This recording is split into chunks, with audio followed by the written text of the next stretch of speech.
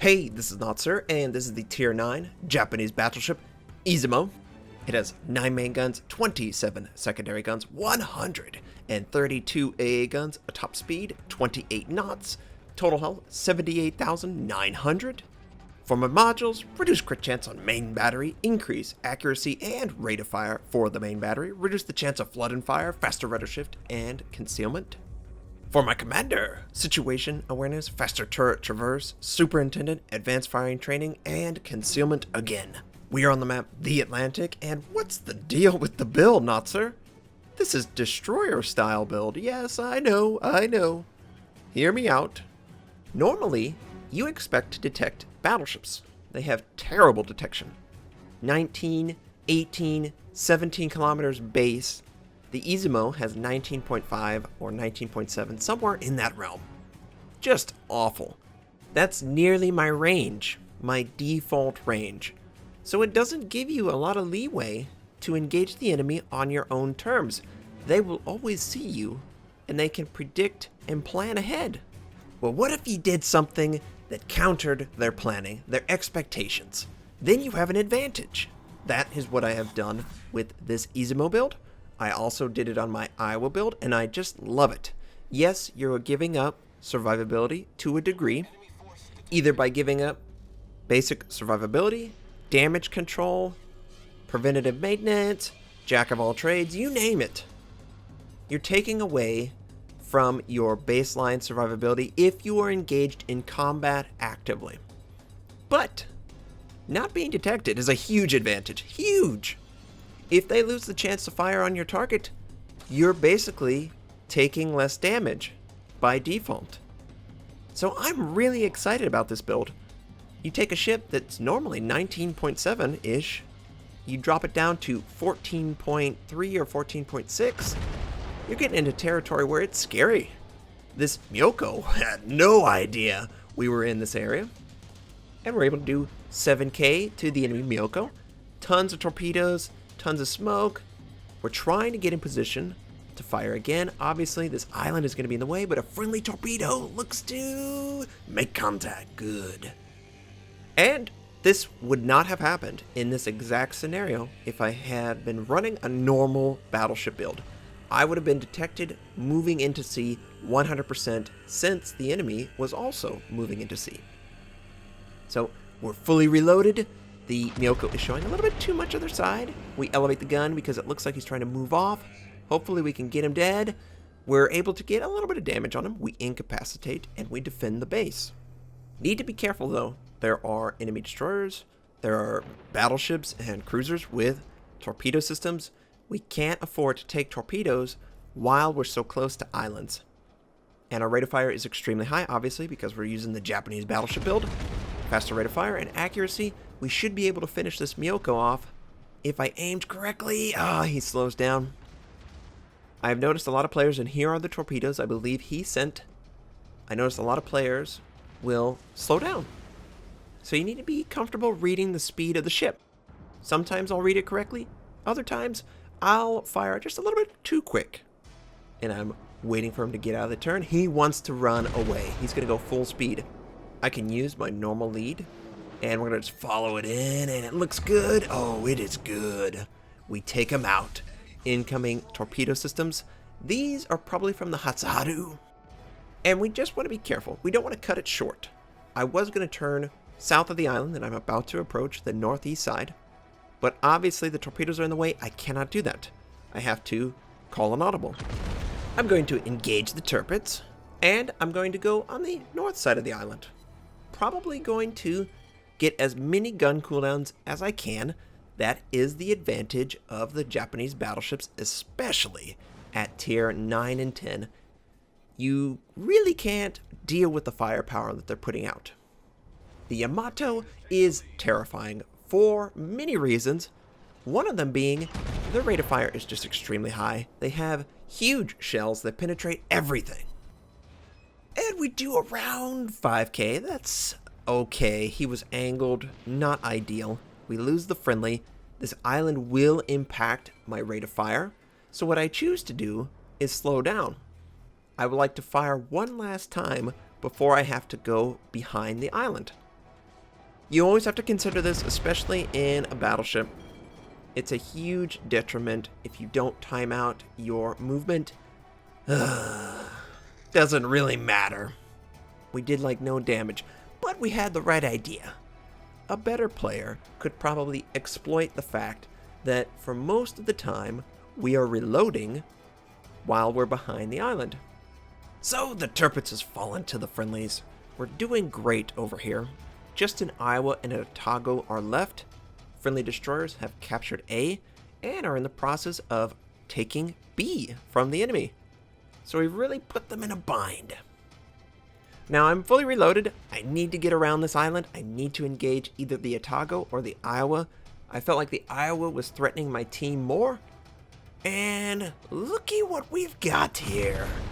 Broadside in the open, 11 kilometers. Now he's hidden by the smoke, but I know we did a good job. 2 citadels, 6 shells on the target. Look how much health we took off. Probably 50k, 40k, somewhere in that realm. And it looks like he's panicking. I don't blame him, I'd panic too if I lost that much health. Looks like he wants to run.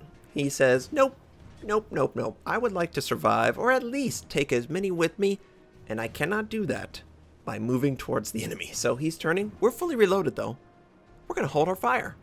We're going to wait until the perfect moment to strike, when he's fully broadside and next to an island. So we fire all guns, we lead the target ever so slightly, and it looks like it's going to be good. Oh yeah, it was good. 2 more citadels, 24,000 points of damage. The Iowa is defeated. And that Otago is very, very lonely. He's going, oh crap. Why did I choose to come over here? We've lost everyone. I don't want to die either. But that is your destiny, Mr. Otago. We're going to fire on his position, and we're short. We got to elevate the gun a little bit. The target that's moving away and at an angle is a difficult shot. It was one of the hardest shots for me when I was just learning this game. I remember vividly mentioning it countless times in my early videos. And one of the tips that I took away from learning the game is you want to draw a straight line along the waterline of the ship and elevate the gun accordingly. If the line of the ship crosses over your cursor, your target reticle, then you should have the correct lead to hit the target when they're moving at an angle like this. So we elevate the gun and we fire on the enemy, and I don't think it's enough. I think it's a little too short. Yep, gotta go a little bit higher, Notser, or he'll turn in a little bit. Look at the mini-map too, that'll help a lot. Oh, nice. One random dispersion gets us another citadel for nearly 13,000 points of damage. I'll take that. It feels like a little bit of luck whenever you get a citadel on a target that's this angled and moving away. It's just, will the gun disperse? Will it go to the right part of the ship? Will we find a vulnerability? Now we fire all guns again, because the rate of fire is extreme, and we do okay damage. 3 shells make contact, do around 4k. That's more the norm, right? I'm not getting a 13,000 point citadel on a target like that, but we could finish him off.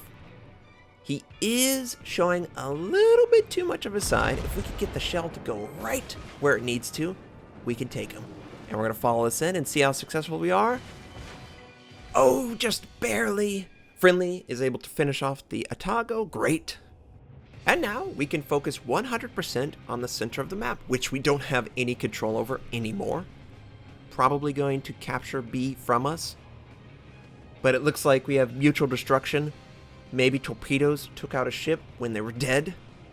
There's only that enemy Otago, it appears, that's in the center. Now this is a long shot. 18.7 kilometers, very close to my max. Now I don't have the range upgrade, but I'm like, let's just use a cooldown, see what sticks. We follow it in, it looks like it could hit. Oh, we got him. We got him. 2 citadels, high caliber, devastating strike. I bet he didn't expect that to happen. I didn't expect that to happen. I was just trying to see if I could get any damage with a gun cooldown. It's not like I was going to have a good target for 20 seconds. Plenty of time to reload and do it all over again, but we had so much success, maybe I should do it more often. And this is one of those instances where I would have been detected.